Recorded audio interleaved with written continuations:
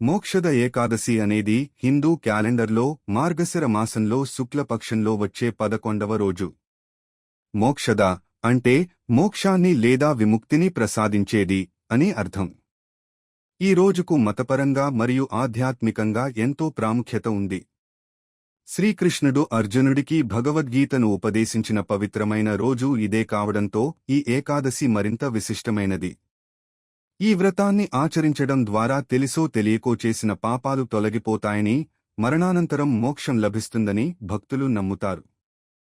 ఈ వ్రతాన్ని భక్తిశ్రద్ధలతో ఆచరిస్తే వ్రతకర్త యొక్క పూర్వీకులు నరక బాధల నుండి విముక్తి పొంది మోక్షం పొందుతారని పురాణాలు చెబుతున్నాయి.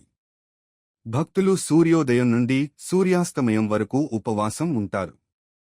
కొందరు పాక్షిక ఉపవాసం, పండ్లు, పాలు తీసుకుంటూ పాటిస్తే మరికొందరు నిర్జల వ్రతం, నీరు కూడా తాగకుండా చేస్తారు.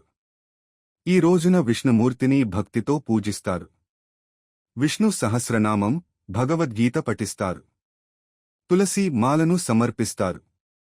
చాలామంది భక్తులు రాత్రంతా జాగరణ చేసి భగవంతుడి నామస్మరణ చేస్తారు. ఉపవాసం తర్వాత మరుసటి రోజు ద్వాదశి నాడు పేదలకు అన్నదానం లేదా బ్రాహ్మణులకు దానం చేసి వ్రతాన్ని ముగిస్తారు.